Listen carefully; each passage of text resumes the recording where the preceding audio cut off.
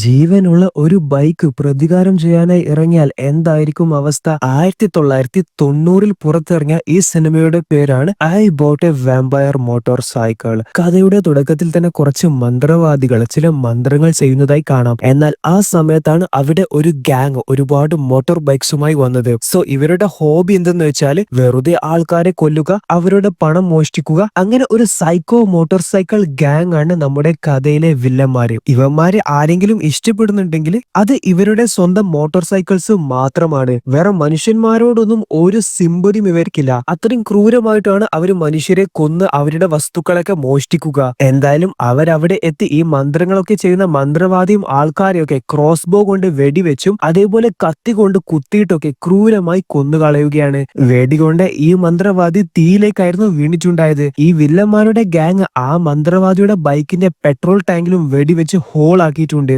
എന്തായാലും എല്ലാവരും കൊന്നതിന് ശേഷം ഈ ഗ്യാങ് അവിടുന്ന് വിട്ടു. എന്നാൽ അപ്പോഴാണ് തീയിൽ വീണ മന്ത്രവാദി എഴുന്നേറ്റത്. അദ്ദേഹത്തിന്റെ മുഖമൊക്കെ കത്തിക്കരിഞ്ഞിട്ടുണ്ട്. അതേപോലെ അദ്ദേഹത്തിന്റെ ഒരു കണ്ണ് നോക്കുകയാണെങ്കിൽ ഒരു ചുവപ്പ് നിറത്തിൽ വെളിച്ച പോലെയൊക്കെ ആയതായി കാണാം. എന്തായാലും അദ്ദേഹം തന്റെ ബൈക്ക് സ്റ്റാർട്ട് ചെയ്ത് അവിടുന്ന് പോകാനാണ് നോക്കിയത്. എന്നാൽ ഈ വില്ലന്മാര് ബൈക്കിന്റെ പെട്രോൾ ടാങ്ക് ഷൂട്ട് ചെയ്തത് കൊണ്ട് തന്നെ ബൈക്കിലെ പെട്രോൾ ഒക്കെ തീർന്നിട്ടുണ്ട്. പിന്നെ ഈ മന്ത്രവാദി ചെയ്തത് എന്തെന്ന് വെച്ചാൽ തന്റെ കഴുത്ത് പറിച്ചെടുത്ത് അതിൽ നിന്ന് വരുന്ന രക്തം ബൈക്കിന്റെ പെട്രോൾ ടാങ്കിലേക്ക് ഒഴിക്കുകയാണ്. അങ്ങനെ പെട്രോൾ ഇല്ലാത്ത ബൈക്കിൽ അവിടുന്ന് പെട്രോൾ സൈൻ ഫുൾ ആവുന്നത് കാണാം. ശേഷം ആ മന്ത്രവാദി അവിടെ വീണു, അതായത് അദ്ദേഹം മരണപ്പെട്ടു. എന്നാൽ ഈ ബൈക്ക് സ്വയം സ്റ്റാർട്ട് ആവുകയാണ്. അതായത് ആ മന്ത്രവാദിയുടെ ജീവൻ ഇപ്പോൾ ഈ ബൈക്കിലാണ് ഉള്ളത്. അപ്പോ ഇവിടെയാണ് I boat A vampire motor cycle എന്ന സിനിമ ആരംഭിക്കുന്നത്.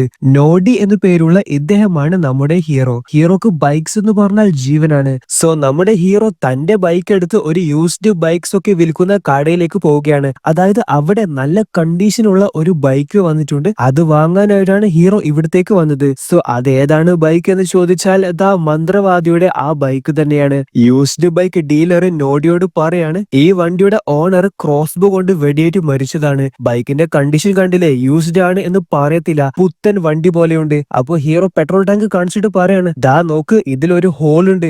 അതൊക്കെ ചെറിയ പണിയാണ് എന്ന് ഡീലർ ഹീറോനോട് പറയാണ്. എന്തായാലും നമ്മുടെ ഹീറോ ഈ ബൈക്ക് സ്വന്തമാക്കാനായി തീരുമാനിച്ചു. കാരണം നമ്മുടെ ഹീറോക്ക് ഈ ബൈക്ക് അത്രത്തോളം ഇഷ്ടപ്പെട്ടു. ഇതാണ് കിം, നമ്മുടെ ഹീറോന്റെ ഭാര്യ. കിമ്മിനോട് പറയാണ് ഞാൻ ഒരു ബൈക്ക് വാങ്ങി ചെറിയ വിലക്ക് കിട്ടിയതാണ്. ഇന്ന് വൈകുന്നേരം അവര് നമ്മുടെ വീട്ടിലേക്ക് ബൈക്ക് ഡെലിവറി ചെയ്യും. സോ ദാ അവര് ബൈക്ക് ഹീറോന്റെ വീട്ടിൽ ഡെലിവറി ചെയ്തിട്ടുണ്ട്. ആൻഡ് ഇദ്ദേഹത്തിന്റെ പേരാണ് ബസർ. അല്ലറ ചില്ലറ മെക്കാനിക് വർക്കൊക്കെ ചെയ്യുന്ന ആളാണ് ബസർ. അപ്പൊ ഹീറോ അകത്ത് പോയ സമയത്ത് ബസർ ഈ ബൈക്കിന്റെ പെട്രോൾ ടാങ്കിന്റെ ക്യാപ്പ് കാണാതെ എടുത്ത് പോക്കറ്റിലിട്ടു. അത് വിറ്റാൽ കുറച്ച് കാശൊക്കെ കിട്ടും. അതുകൊണ്ടാണ് പുള്ളി അത് കാണാതെ മോഷ്ടിച്ചു പോക്കറ്റിലിട്ടത്. സോ ഹീറോ ഭാര്യയെ വിളിച്ച് ബൈക്ക് കാണിച്ചു കൊടുക്കാനായി കൂട്ടി വന്നു. കൊള്ളാലോ, നല്ല അടിപൊളി ബൈക്കാണല്ലോ, ഇതിന്റെ പെട്രോൾ ടാങ്കിലെ ക്യാപ്പ് എവിടെ? അപ്പൊ ഹീറോ പറയാണ് അത് അവിടെ ഉണ്ടായിരുന്നല്ലോ, ഞാൻ അവിടുന്ന് നോക്കിയപ്പോൾ അത് അവിടെ തന്നെ ഉണ്ടായതാണല്ലോ, ഇപ്പൊ അത് എവിടെയാ പോയെ? അപ്പൊ മോഷ്ടിച്ച ഈ ബസർ പറയാണ് ഏയ് നമ്മൾ ഷോറൂമിൽ വണ്ടി കൊണ്ടുവരുമ്പോൾ അത് അവിടെ ഇല്ലായിരുന്നു. എന്തെങ്കിലും ആവട്ടെ, അതൊക്കെ നമുക്ക് റെഡിയാക്കാം, ബൈക്ക് എന്തായാലും ഗ്യാരേജിലേക്ക് കയറ്റാം എന്ന് ഹീറോ പറയാണ്. സോ ഇനി അവർക്ക് ഈ ബൈക്ക് തിരിച്ച് റണ്ണിങ് കണ്ടീഷനിലേക്ക് കൊണ്ടുവരണമെങ്കിൽ അതിന്റെ ഫ്യൂൽ ടാങ്ക് മാറ്റണം. കാരണം അതിൽ വലിയ ഒരു ഹോൾ ഉണ്ട്. എന്നിട്ട് പുതിയ ഒരു ഫ്യൂൽ ടാങ്ക് വെക്കണം. സോ ഇവിടെ ബസർ ബൈക്ക് റിപ്പയർ ചെയ്യുന്ന സമയം ബസറിന്റെ കൈക്ക് മുറിവേൽക്കുകയാണ്. എന്നാൽ അത് ചെറിയ മുറിവാണ്. അടുത്ത ദിവസം അവരുടെ ബൈക്ക് എടുത്ത് അവർ പോകുന്ന സമയത്ത് ഈ മന്ത്രവാദിയുടെ ബൈക്കിലാണെങ്കിൽ പെട്രോൾ ടാങ്കിൽ ക്യാപ്പ് ഉണ്ട്. അതായത് ഈ ക്യാപ്പാണ് നേരത്തെ ബസർ എടുത്ത് കൊണ്ടുപോയത്. പിന്നെ ഇത് എങ്ങനെ ഇവിടെ തിരിച്ചു വന്നു? എന്തായാലും അവരുടെ ബൈക്കുമായി ഓഫീസിലേക്ക് പോയി. അവിടുന്ന് അവർക്കൊരു കോൾ വന്നു. അതായത് ബസറിന് ഒരു അപകടം പറ്റിയിട്ടുണ്ട് എന്ന് പറഞ്ഞാണ് അവർക്ക് കോൾ വന്നത്. അങ്ങനെ സംഭവ സ്ഥലത്തേക്ക് നമ്മുടെ ഹീറോ പോവുകയാണ്. സോ ബസറിന്റെ വീട്ടിലെ ഡോർ തകർന്നതായി കാണാം. വീട് ഒട്ടാകെ അലങ്കോലമായി, എല്ലാം തകർന്ന് അതേപോലെ മുഴുവനും രക്തവുമാണ്. ഇതാണ് ഇൻസ്പെക്ടർ ക്ലീവർ. ഇദ്ദേഹമാണ് അന്വേഷണത്തിനായി വന്ന ഓഫീസർ. ക്ലീവർ ഹീറോനോട് ബോഡി ഐഡന്റിഫൈ ചെയ്യാനായി പറഞ്ഞു. അപ്പൊ അവിടെ ഒരു ബോഡി ഉണ്ട്.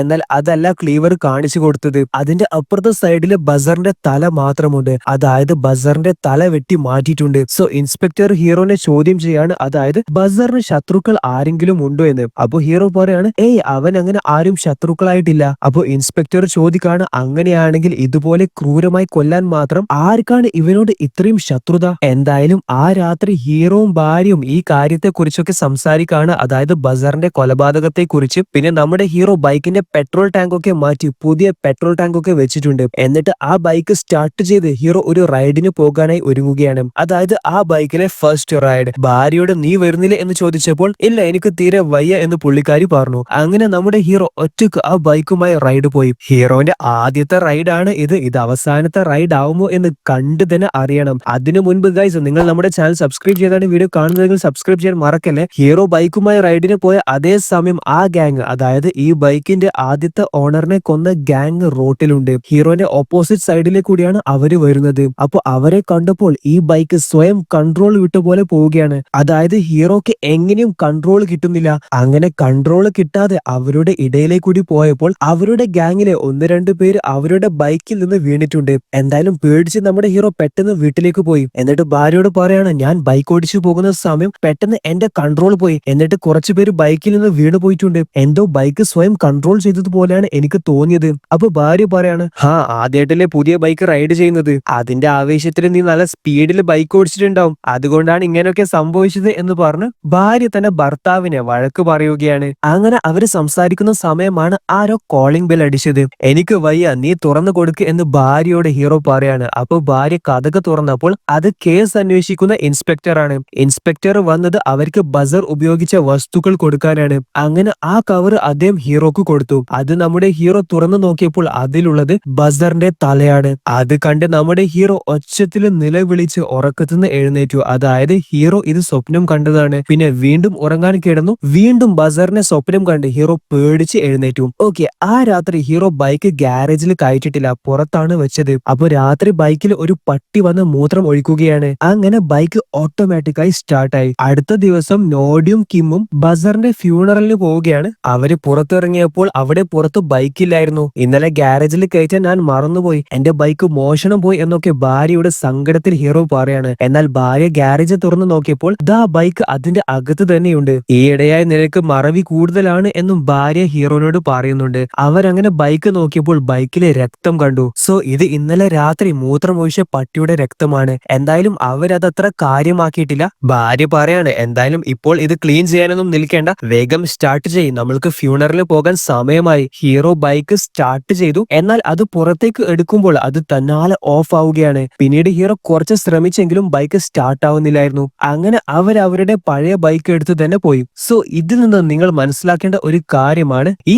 ആത്മാവുള്ള ഈ ബൈക്കിന് പകൽ സമയം പുറത്തിറങ്ങാൻ കഴിയില്ല. അതിന് പകല് പേടിയാണ്. പിന്നെ ബസറിന്റെ ഫ്യൂണറിൽ പോയപ്പോൾ അവിടെ ആ മോട്ടോർ സൈക്കിൾ ഗ്യാങ് അതിലേ പോകുന്നുണ്ടായിരുന്നു. അവരെ കണ്ടപ്പോ ഹീറോ നൈസായി ഒളിച്ചു നിന്നു. പിന്നെ ഗൈസ്, ബസറിനെ കൊന്നത് നമ്മുടെ ബൈക്ക് തന്നെയാണ്. ജസ്റ്റ് ബൈക്കിന്റെ പെട്രോൾ ടാങ്കിന്റെ ക്യാപ്പ് മോഷ്ടിച്ചതിനാണ് ബൈക്ക് ബസറിനെ ക്രൂരമായി തലയൊക്കെ വെട്ടിക്കൊന്നത്. അപ്പോ ഈ മോട്ടോർ സൈക്കിൾ ഗ്യാങ്ങിന്റെ അവസ്ഥ എന്തായിരിക്കും? നമ്മുടെ ഹീറോ കുറെ നേരം കഷ്ടപ്പെട്ട് ബൈക്ക് സ്റ്റാർട്ട് ചെയ്യാനായി നോക്കുകയാണ്. എന്നാൽ പകലായതുകൊണ്ട് തന്നെ ബൈക്ക് സ്റ്റാർട്ട് ആവുന്നില്ലായിരുന്നു. എന്നാൽ ഇരുട്ടായപ്പോൾ, അതായത് സൂര്യൻ അസ്തമിച്ചപ്പോൾ ബൈക്ക് ഓട്ടോമാറ്റിക്കായി സ്റ്റാർട്ടായി. അങ്ങനെ ഹീറോ ഒച്ചത്തിൽ സന്തോഷത്തിൽ ഭാര്യയെ വിളിക്കാണ്, ദേ ബൈക്ക് സ്റ്റാർട്ട് ആയിട്ടോ, ഹെൽമെറ്റും എടുത്തു വാ, ഇന്ന് നമുക്ക് പുറത്തുനിന്ന് ഭക്ഷണം കഴിക്കാം. അങ്ങനെ അവര് രണ്ടുപേരും ബൈക്കിൽ ഒരു ബാറിലേക്ക് പോവുകയാണ്. ആൻഡ് ഗൈസ്, ഇവിടെ നമ്മൾ നോക്കുകയാണെങ്കിൽ അവർ ചെന്ന അതേ ബാറിൽ ഈ വില്ലന്മാരുടെ ഗ്യാങ്ങും വരുന്നുണ്ട്. നമ്മുടെ ഹീറോന്റെ ബൈക്ക് അഥവാ ജീവനുള്ള ബൈക്ക് പാർക്ക് ചെയ്തതിന്റെ തൊട്ടടുത്തായിട്ട് തന്നെയാണ് ഈ വില്ലന്മാരുടെ ഗ്യാങ് അവരുടെ ബൈക്ക് പാർക്ക് ചെയ്തത്. സോ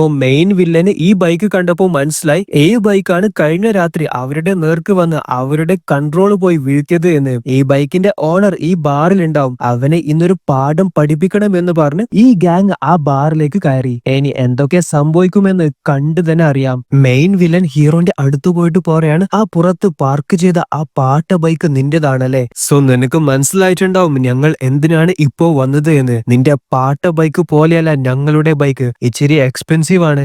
പോട്ടെ, സാരമില്ല, നീ ഞങ്ങൾക്ക് പൈസ ഒന്നും തരേണ്ട, പകരം ഒരു രാത്രി നിന്റെ ഭാര്യയെ ഞങ്ങൾക്ക് തന്നാൽ മതി എന്നൊക്കെ ഇവന്മാര് നമ്മുടെ ഹീറോനോട് പറയാണ്. അത് കേട്ടപ്പോ ഹീറോ ശരിക്കും കളിപ്പാവുകയും അവിടെ വലിയ തർക്കമാവുകയും അവരെ തല്ലുകൂടുകയും ചെയ്തു. പിന്നെ ഗൈസ്, ഇതൊക്കെ ബാറിന്റെ അകത്ത് നടക്കുന്ന സംഭവങ്ങളാണ്. പുറത്തു നോക്കുകയാണെങ്കിൽ മന്ത്രവാദി ബൈക്ക് ഈ വില്ലന്മാരുടെ ആഡംബര ബൈക്സ് ഒക്കെ സ്വയം ഇടിച്ചു തകർക്കുകയാണ്. ഇവരായിട്ട് തല്ലുകൂടുന്ന സമയം ഹീറോ ഭാര്യയോട് പറയാണ്, നീ വേഗം പുറത്തു പോയി ബൈക്ക് സ്റ്റാർട്ട് ചെയ്ത് വെയിറ്റ് ചെയ്യ്, ഞാൻ അപ്പോഴേക്കും എത്തിയേക്കാം. അങ്ങനെ പുള്ളിക്കാരി പുറത്തുപോയി ബൈക്കൊക്കെ സ്റ്റാർട്ട് ചെയ്ത് ഹീറോനെ കാത്തു നിൽക്കുകയാണ്. ഹീറോ എങ്ങനെയൊക്കെയോ അവന്മാരെ ഇടിച്ചു വീഴ്ത്തി അവിടുന്ന് രക്ഷപ്പെട്ടു പുറത്തു വന്നു. അങ്ങനെ ഫൈനലി അവര് ഈ വില്ലന്മാരുടെ അടുത്തുനിന്ന് രക്ഷപ്പെട്ടു. നല്ല വിശപ്പ് ഒന്നും കഴിച്ചിട്ടില്ല. ഭക്ഷണം പാർസൽ വാങ്ങാനായി അവര് ഒരു ചൈനീസ് ഹോട്ടലിന്റെ മുന്നിൽ നിർത്തി. കിം ബൈക്കിൽ തന്നെ ഇരിക്കുകയാണ്. നോഡി ഹോട്ടലിന്റെ അകത്ത് ഭക്ഷണം പാർസൽ വാങ്ങാനായി ചെന്നു. അങ്ങനെ അകത്തുനിന്ന് നോഡി കിമ്മിനോട് എന്താണ് നിനക്ക് വേണ്ടത് എന്ന് ചോദിച്ചപ്പോൾ പുള്ളിക്കാരി ഗാർലിക് ഷ്രിംപ് എന്ന് പറയുകയാണ്. എന്നാൽ ഗാർലിക് എന്ന് കേട്ടപ്പോൾ നമ്മുടെ ബൈക്ക് സ്വയം സ്റ്റാർട്ട് ചെയ്ത് കിമ്മിനെയും കൂട്ടി അവിടുന്ന് സ്ഥലം വിട്ടു. എന്നാൽ ഇത് ഹീറോ ശ്രദ്ധിച്ചിട്ടില്ലായിരുന്നു. സോ നമ്മൾ പറഞ്ഞു ബൈക്കിന് പകല് പേടിയാണ്, അതേപോലെ ഗാർലിക്കും ബൈക്കിന് പേടിയാണ്. സോ ബൈക്ക് കിമ്മിനെ ഒരു സ്ഥലത്ത് വീഴ്ത്തിയിടുകയും ശേഷം ബൈക്ക് കിമ്മിനെയും കൊല്ലാനായി പോവുകയാണ്. എന്നാൽ കിമ്മിന്റെ കഴുത്തിൽ ഒരു മാലയുണ്ട്, അതിൽ ജീസസിന്റെ ഒരു ക്രോസ് ലോക്കറ്റ് ഉണ്ട്. അത് കണ്ടപ്പോ ബൈക്ക് പേടിച്ച് പുള്ളിക്കാരിയെ കൊല്ലാതെ വിട്ടു. ഈ സമയം ഭക്ഷണം വാങ്ങി പുറത്തു വന്ന ഹീറോ ഭാര്യയെ കാണുന്നില്ല. ഇവൾ ഇത് എവിടത്തേക്കാ പോയത്? നമ്മളെ വില്ലന്മാരുടെ ഗ്യാങ്ങിലെ അവര് തല്ലൊക്കെ കഴിഞ്ഞതിനു ശേഷം അതേ ബാറിൽ മദ്യപിച്ച് വിശ്രമിക്കുകയാണ്. ആ സമയമാണ് ബൈക്ക് ആ ബാറിലേക്ക് പോയത്. ആ ബൈക്കിന്റെ സൗണ്ട് കേട്ടപ്പോ ആ ഗ്യാങ്ങിലെ ഒരുത്തൻ പുറത്ത് നോക്കാനായി പോയി. അപ്പൊ അവരുടെ ബൈക്കൊക്കെ വീണ് കിടക്കുന്നത് അവര് കണ്ടു. മന്ത്രവാദി ബൈക്കാണെങ്കിൽ അവിടെ തന്നെയുണ്ട്. നീ എവിടെയാടാ ഒളിച്ചു നിൽക്കുന്നത്? നിനക്കുള്ള പണി ഞാൻ തരാം എന്ന് പറഞ്ഞ് ഹീറോന്റെ ബൈക്ക് അഥവാ മന്ത്രവാദി ബൈക്ക് എടുത്ത് അവൻ പോവുകയാണ്. ഭയങ്കര റഫായിട്ട് ആ ബൈക്ക് ഓടിച്ച് അത് തകർക്കാനാണ് ഈ വില്ലൻ ബൈക്കുമായി പോകുന്നത്. എന്നാൽ വില്ലൻ ബൈക്ക് ഓടിച്ചു പോകുന്ന സമയം ആ ബൈക്ക് സ്വയം കൺട്രോൾ ചെയ്യാനായി തുടങ്ങി. അങ്ങനെ നമ്മുടെ വില്ലന് ഭയങ്കര പേടിയായി. അതേപോലെ ബൈക്കിന്റെ അകത്തുനിന്ന് ഒരുപാട് കത്തിയൊക്കെ പുറത്തു വന്ന് അത് ഈ വില്ലന്റെ ശരീരത്തിലൊക്കെ തുളച്ചു കയറുകയാണ്. അങ്ങനെ ബൈക്ക് ഈ വില്ലനെ ക്രൂരമായി തന്നെ കൊന്നു കളഞ്ഞിട്ടുണ്ട് ഗൈസ്. പിന്നെ ഞാൻ ഇതിലെ പല സീൻസ് നിങ്ങളെ കാണിക്കുന്നില്ല, കാരണം അത് ഭയങ്കര ബ്ലഡി ആയിട്ടുള്ള സീൻസ് ആണ്. സോ അതിവിടെ കാണിച്ചാൽ ഈ വീഡിയോ ചിലപ്പോൾ യൂട്യൂബ് റിമൂവ് ചെയ്യാൻ സാധ്യത ഏറെയാണ്. അതുകൊണ്ട് ഞാനിത് കാണിക്കില്ല, പക്ഷെ നിങ്ങൾക്ക് വിശദമായി എക്സ്പ്ലെയിൻ ചെയ്തു തരാം. സോ ഇവിടെ ഈ ഗ്യാങ്ങിലെ മറ്റുള്ളവരെല്ലാവരും ആ ബാറിൽ നിന്ന് ഇറങ്ങി. അവരെ കാത്ത് മന്ത്രവാദി ബൈക്ക് ഒളിച്ചു നിൽക്കുന്നുണ്ടായിരുന്നു. അവര് ബാറിൽ നിന്ന് പുറത്ത് അവരുടെ ബൈക്കുമായി വിട്ടപ്പോൾ മന്ത്രവാദി ബൈക്ക് അവരുടെ പിന്നാലെ ഫോളോ ചെയ്യുകയാണ്. സോ നമ്മുടെ മന്ത്രവാദി ബൈക്കിലാണെങ്കിൽ സൈഡിൽ കുറെ കത്തികളുണ്ട്, ഇൻബിൽഡ് ആയിട്ട് വെടിവെക്കാൻ പറ്റുന്ന തോക്കൊക്കെ ഉണ്ട്. അതൊക്കെ വെച്ച് അവരെ ക്രൂരമായി ഈ ബൈക്ക് കൊന്നു കളയുകയാണ്. അതും തലയൊക്കെ വെട്ടിയിട്ടാണ് ഈ ബൈക്ക് ആ വില്ലന്മാരെയൊക്കെ കൊല്ലുന്നത്. അങ്ങനെ ആ വില്ലന്മാരുടെ ഗ്യാങ്ങിലെ എല്ലാവരും കൊന്നു. പക്ഷെ മെയിൻ വില്ലൻ മാത്രം എന്തോ ഭാഗ്യത്തിന് രക്ഷപ്പെട്ടു. എന്നാൽ വില്ലന്റെ പിന്നാമ്പുറത്ത് ബൈക്ക് ഷൂട്ട് ചെയ്തിട്ടുണ്ട്. സോ സംഭവം നടന്ന സ്ഥലത്ത് ഇൻസ്പെക്ടർ ക്ലീവർ അന്വേഷണത്തിനായി വന്നു. ബോഡിയൊക്കെ നോക്കുമ്പോൾ ഒരു ബോഡിക്കും തലയില്ല, തലയൊക്കെ അറ്റുപോയിട്ടുണ്ട്. ബസർ എന്ന ആളെയും ഇതുപോലെയാണ് ആരോ കൊന്നത് എന്ന് ഇൻസ്പെക്ടറിന് മനസ്സിലായി. മെയിൻ വില്ലൻ തന്റെ പിന്നാമ്പുറത്ത് കുത്തിക്കയറിയ കുന്തം അഴിക്കാനായി ഹോസ്പിറ്റലിലെത്തി. എന്നാൽ അവിടെ ഇൻസ്പെക്ടർ വരികയും അവനെ അറസ്റ്റ് ചെയ്ത് ചോദ്യം ചെയ്യാനായി കൊണ്ടുപോവുകയും ചെയ്തു. എന്നിട്ട് ബാറിൽ എന്താണ് നടന്നത്, എങ്ങനെയാണ് നിന്റെ ഗ്യാങ്ങിലെ എല്ലാവരും മരിച്ചത് എന്നൊക്കെ വില്ലനോട് ഇൻസ്പെക്ടർ ചോദ്യം ചെയ്യുകയാണ്. ഈ സമയം നമ്മുടെ ഹീറോക്ക് ഹോസ്പിറ്റലിൽ നിന്ന് കോൾ വന്നു. അതായത് താങ്കളുടെ ഭാര്യ ഈ ഹോസ്പിറ്റലിലെ ആക്സിഡന്റ് പറ്റി അഡ്മിറ്റ് ആയിട്ടാണുള്ളത്. അങ്ങനെ ഹീറോ പെട്ടെന്ന് ഭാര്യയെ കാണാൻ ഹോസ്പിറ്റലിലേക്ക് ചെന്നു. അപ്പൊ ഭാര്യ പറയാണ്, നിന്റെ ബൈക്കിന് ബാധയുണ്ട്, ഞാനല്ല ബൈക്ക് റൈഡ് ചെയ്തത്, അത് സ്വയം എന്നെ കൂട്ടി കൊണ്ടുപോയി എന്നെ താഴെയിട്ട് കൊല്ലാൻ ശ്രമിച്ചു. പക്ഷെ ഹീറോ അത് വിശ്വസിക്കുന്നില്ലായിരുന്നു. കിം പറയാണ്, നീയും അന്ന് പറഞ്ഞതല്ലേ ബൈക്ക് കൺട്രോൾ വിട്ടു എന്ന്. അപ്പൊ ഹീറോ പറയാണ്, അത് ബൈക്കിന്റെ ഹാൻഡിലിന്റെ എന്തോ പ്രശ്നമാണ്,